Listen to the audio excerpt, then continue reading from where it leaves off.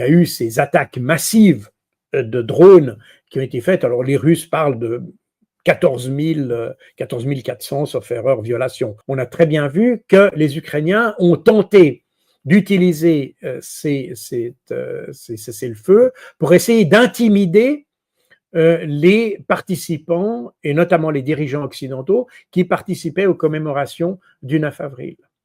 Et donc, en faisant ça, les Ukrainiens ont montré qu'ils n'étaient pas de bonne foi par rapport à la paix. On a clairement assisté finalement à l'avènement du monde multipolaire.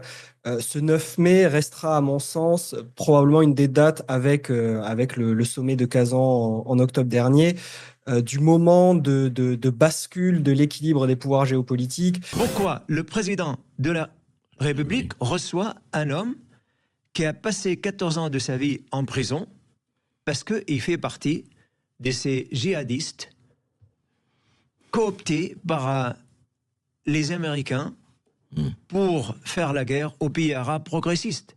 Un jour en Irak, un jour en Tunisie, un jour en Égypte et aujourd'hui en Syrie. Vladimir Poutine vient d'envoyer l'un de ses avions présidentiels, escorté par 4 avions de chasse, jusqu'au Burkina Faso pour faire venir personnellement le président Ibrahim Traoré en Russie. Jamais dans l'histoire moderne, un tel honneur n'a été accordé à un chef d'État africain. C'est grosso modo un tiers de la population mondiale. Oui. C'est des chefs d'État, vous les avez nommés, vous avez nommé un certain nombre, et pas des moindres, qui viennent des 4 continents de la planète. Et vous avez notamment des dirigeants européens qui se sont déplacés là. Et ça, c'est un point absolument essentiel et absolument majeur qui montre la défaite diplomatique de l'Union européenne. J'aime la culture française, j'aime le peuple français, mais je n'aime pas les tendances dictatoriales d'Emmanuel Macron. Ah, vous dites que Emmanuel Macron a une tendance dictatoriale ? Ah, d'accord. Tout comme le raconte la blague, le français, l'anglais et l'allemand sont montés dans le train et ont sniffé. Ils auraient apparemment sniffé au point d'oublier de cacher leurs petites affaires, sachets et petites cuillères, avant l'arrivée des journalistes. Une nouvelle étude très importante, menée en République tchèque, sur 1,3 million de personnes, montre une baisse de 30% des naissances chez les femmes vaccinées par rapport aux femmes non vaccinées. La France est immiscée dans les élections de Roumanie et l'ambassadeur de France sur ordre d'Emmanuel Macron a discuté avec le président de la Cour constitutionnelle, celle qui a annulé les élections en Roumanie. Ah ouais ? Je parle de gens mineurs, je parle de gens pauvres. Je vous renvoie vers ma précédente vidéo où l'euthanasie économique n'est plus un tabou. Ça a été le cas en Belgique, qui a 10 ans d'avance sur la loi que nous proposons actuellement en France. En Belgique, un couple d'octogénaires a eu recours à l'euthanasie car ils ne pouvaient pas payer leur maison de retraite. Si vous attendez 5 ans, comme le souligne Ed Dowd, ancien gestionnaire de fonds spéculatifs chez BlackRock, vous aurez cette surmortalité, cet effondrement de la reproduction parmi les personnes qui se souviennent de la France comme d'une république, les personnes qui se souviennent des États-Unis comme d'une république. Et vous verrez cette population remplacée par des personnes originaires de pays comme le Yémen, le Sénégal, l'Arabie Saoudite ou l'Afghanistan, qui n'ont aucun souvenir d'une république. On a 2 types de populations qui ne peuvent penser la guerre autrement. C'est leur seule manière de penser la guerre, c'est-à-dire la manière génocidaire. C'est d'un côté les thalassocraties, qu'il s'agisse même de l'Antiquité, on peut revenir, et les nomades. Pourquoi ? Parce que les deux, dans toutes les guerres dans lesquelles ils sont engagés, ils se retrouvent dans un schéma minoritaire démographiquement. Notamment parce que quand on parle des thalassocraties réelles, il s'agit des peuples des îles, donc c'est une île et qui effectivement n'a pas la même croissance démographique, n'a pas les mêmes capacités d'accumulation de la nourriture, de capital que les grands pays continentaux. Et les nomades, naturellement, sont toujours minoritaires dans tous les pays du monde, à part la Mauritanie peut-être, parce que effectivement leur mode de vie ne permet pas une démographie exponentielle. Ils ont mis en avant le Mahatma Gandhi, qui n'est pas du tout le personnage que l'on croit ici. C'était un fanatique qui voulait une Inde exclusivement hindoue, et ils ont mis en exergue au Pakistan occidental Jinnah, qui était un autre fanatique qui voulait un Pakistan exclusivement musulman. Lorsque l'indépendance a été créée, en 3 jours, il y a eu 2 millions de morts. Les partenaires de Netanyahou dans la coalition ont un agenda très clair. Ils veulent voir un nettoyage ethnique à Gaza. Ils veulent voir Gaza sans Palestiniens. C'est très clair, et ils ne s'en cachent pas. Avec Netanyahou, c'est plus compliqué parce que c'est une combinaison de certains éléments idéologiques et évidemment aussi de certains éléments politiques. À savoir que tant que cette guerre continue, son gouvernement existe. Dès que cette guerre sera terminée, son gouvernement s'effondrera. L'Inde et les Pakistan, aujourd'hui le Pakistan et le Bangladesh, ont toujours cherché à se rapprocher.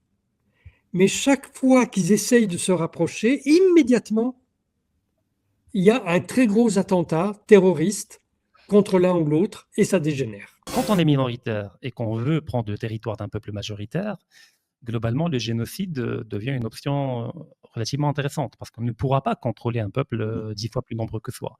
Pareil le nettoyage ethnique et le génocide. Nettoyage ethnique le génocide, tout à fait. Et donc, en fait, ils ont deux options dans la guerre. C'est soit les razzias, c'est-à-dire on va piller les villages quand les mecs ne sont pas là. Voilà, vous volez les femmes, les grains, etc. Pareil pour les marins, les pirates. Voilà, ils évitent de se confronter aux grandes armées et donc ils fuient rapidement dans la mer dès que l'ennemi arrive, ou bien c'est le génocide et l'épuration ethnique. Si au cours des dernières 24 heures, 22 enfants ont été tués à Gaza, la mentalité moyenne dirait « nous n'avions pas d'autre choix ». Peut-être qu'ils le méritaient parce qu'ils auraient grandi pour devenir des terroristes, donc nous devons les tuer. Il n'y a donc aucun sentiment que les gens assument une quelconque responsabilité ou culpabilité pour ce que fait Israël. Tout est de votre faute, à vous le monde. C'est Auschwitz, quoi. Voilà, c'est tout ce qu'il y a à dire. On nous dira, mais vous le saviez. C'est ça qui est faux. Vous saviez ce qui se passe à Gaza et vous n'avez rien. Vous le saviez. Nos enfants ou nos petits-enfants nous diront, mais vous le saviez et vous ne faisiez rien. Plus de 90% des habitants de Gaza, voire 100%, ne reçoivent pas assez de nourriture. Quand vos enfants pleurent parce qu'ils meurent de faim, quand il n'y a pas de médicaments, et surtout quand Israël continue ses bombardements.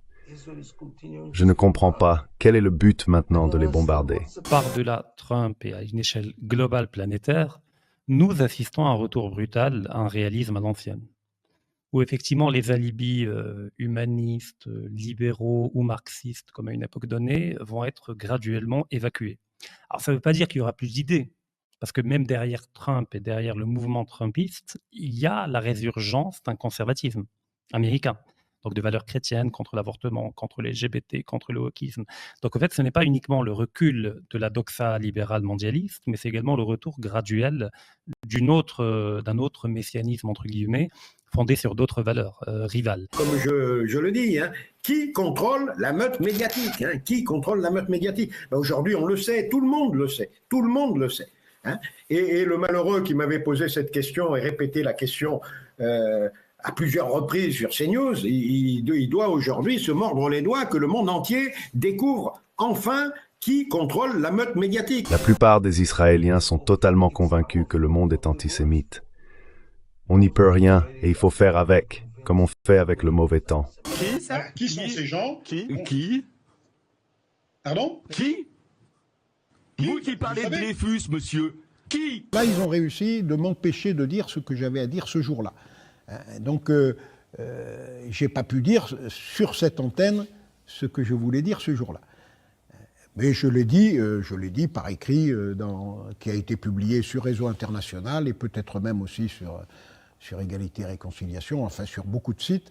Donc ça a quand même diffusé. Presque tous les Israéliens, à l'exception d'une petite minorité, estiment qu'après le 7 octobre, nous avons le droit de faire tout ce que nous voulons. Il n'y a aucune limite, ni légale, ni morale. Et il n'y a aucun espoir de paix, de stabilité, de coexistence ou d'accord avec les Palestiniens. En France, on a une petite particularité, c'est qu'on a un grand général qui a désobéi il y a bientôt 85 ans, qui s'appelait Charles de Gaulle, et qui nous a fait comprendre que pour l'intérêt supérieur de la nation, il fallait parfois désobéir à l'État. Et il nous a montré comment il fallait faire en fonction des circonstances pour dire, voilà, mon obéissance programmée, elle s'arrête au moment où l'intérêt de la nation est en danger. You have, people who hang on to society's coats, live off of society. You have 80% who just tread water. And then you have 10% who actually make the nation great. And of that 10%, you may have less than 1% who are the leaders of those who make the nation great. and Jenna Delaware was in that top 1%. He was a national treasure for France. Ça m'a donné une notoriété que j'avais pas. Et donc, à la limite, maintenant, c'est presque plaisant de se balader, parce que quand on rencontre des gens, mais je suis content de vous rencontrer, quoi. Bon, évidemment, je ne vais pas au dîner du CRIF, hein, bon, parce que là, je ne suis pas très sûr que je serai bien accueilli. Mais bon, qu'est-ce que vous voulez, hein.